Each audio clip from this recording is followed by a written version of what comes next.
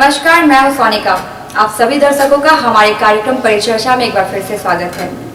आज हम आपको प्राचीन इतिहास के विद्वान डॉक्टर विनोद कुमार सिन्हा जी से मिलवाने जा रहे हैं, जो हमें भारतीय संवत के बारे में जानकारी देंगे। तो आइए हम रूबरू होते हैं डॉक्टर विनोद कुमार सिन्हा जी से। डॉक्टर साहब, आपका सबसे पहले हमारे इस परिचर्चा कार्यक्रम में स्वागत है। नमस्कार। नमस्कार। पुराने जमाने में जब सबसे पहले तिथि निर्धारण किया जाने लगा तो सबसे पहले संवत शब्द का जन्म हुआ। डॉक्टर साहब, हमारे दर्शकों को आप ये बताइए कि विक्रम संवत कब प्रारंभ हुआ? आज से लगभग 2000 वर्ष पहले उज्जैन के राजा विक्रमादित्य ने विक्रम संवत प्रारंभ किया था। इसकी कथा यह है कि उसने अपने शासन काल में अपने राज्य के सभी विद्वानों को बुला करके एक सभा में यह प्रपोजल रखा कि मैं एक संवत प्रारंभ करना चाहता हूं, जिससे कि हमारे तिथि निर्धारण का ज्ञान प्राप्त हो सके। तो उसी समय विद्वानों ने यह निष्कर्ष निकाला कि चैत्र महीने के शुक्ल पक्ष से मौसम में एक नया निखार आता है, पेड़ों में नए नए पत्ते आते हैं और इस मौसम का प्रभाव मानव शरीर पर बहुत अच्छा पड़ता है। इसलिए हर तरह से यह मौसम सबसे अच्छा है और इसी समय इसका प्रारंभ होना चाहिए।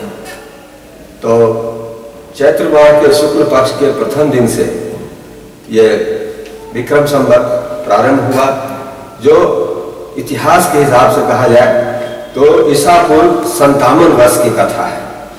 सर, हमारे दर्शकों को बताइए कि पक्ष का अर्थ क्या होता है? हिंदी संवत के हिसाब से हर महीने में 2 पक्ष होते हैं। जो भी महीना प्रारंभ होता है उसमें शुरू का 15 दिन कृष्ण पक्ष कहलाता है और दूसरा 15 दिन शुक्ल पक्ष कहलाता है। अगले 15वें दिन जो शुक्ल पक्ष का 15वां दिन होता है वो पूर्णमासी होता है, उस दिन माह का अंत हो जाता है। इसी तरह से हर महीने में 2 पक्ष होते हैं, कृष्ण पक्ष और शुक्ल पक्ष। इसको हम लोग मगही भाषा में अंधेरिया और इंजोरिया भी कहते हैं। डॉक्टर साहब, आप हमें ये बताइए कि संवत बदलता कब है? हिंदी हिसाब से हर संवत का पहला महीना चैत्र होता है और चैत्र के कृष्ण पक्ष के समाप्त होने के बाद दूसरा पक्ष जो शुक्ल पक्ष प्रारंभ होता है, अर्थात चैत्र माह के शुक्ल पक्ष के प्रतिपदा में संवत बदलता है।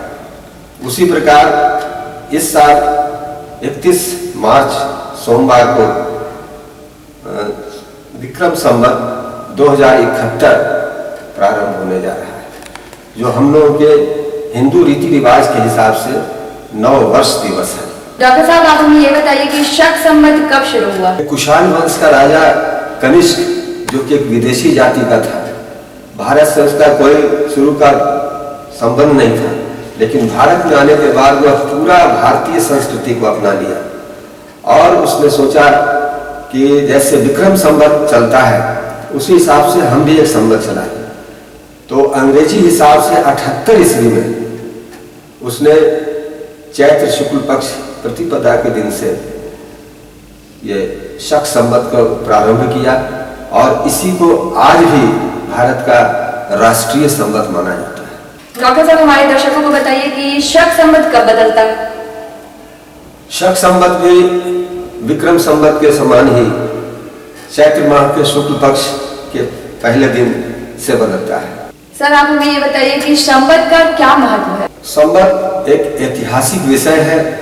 इससे पता चलता है कि किस समय का वर्णन हम लोग जान रहे हैं, पहचान रहे हैं, उसका क्या प्रभाव भारतीय संस्कृति पर पड़ा और उसका कौन सा प्रभाव हमारे स्थानीय रीति रिवाजों पर पड़ा। इसीलिए शक संवत का बहुत ही महत्व है। डॉक्टर साहब, आप हमें बताइए कि संवत पूरा कब होता है? हर वर्ष के फाल्गुन माह के पूर्णमासी के दिन रात्रि में हम लोग होलिका दहन करते हैं।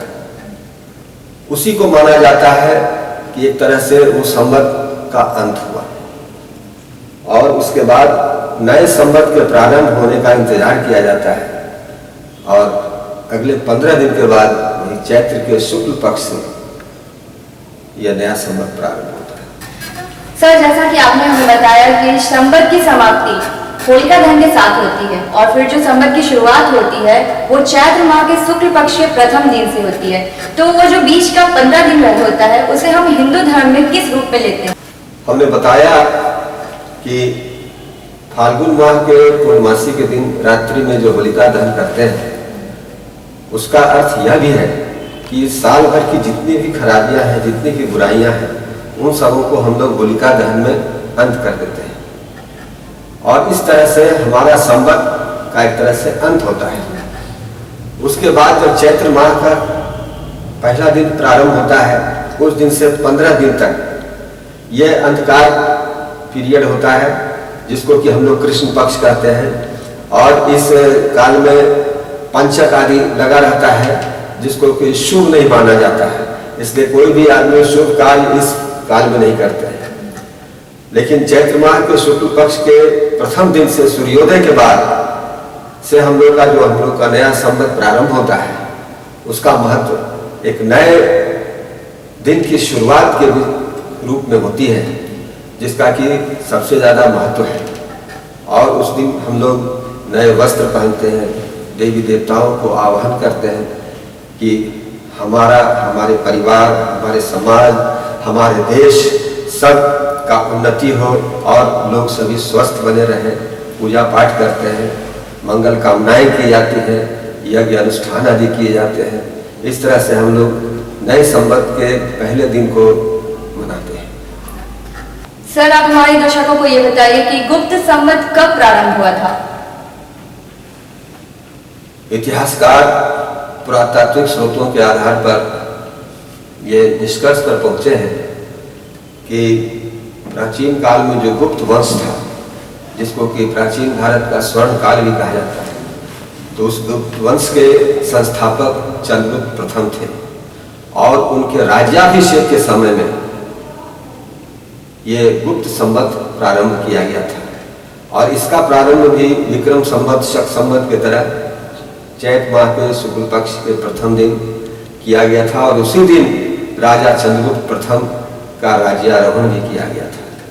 ये ऐतिहासिक महत्व का दिन है जो 319 ईस्वी में प्रारंभ हुआ था।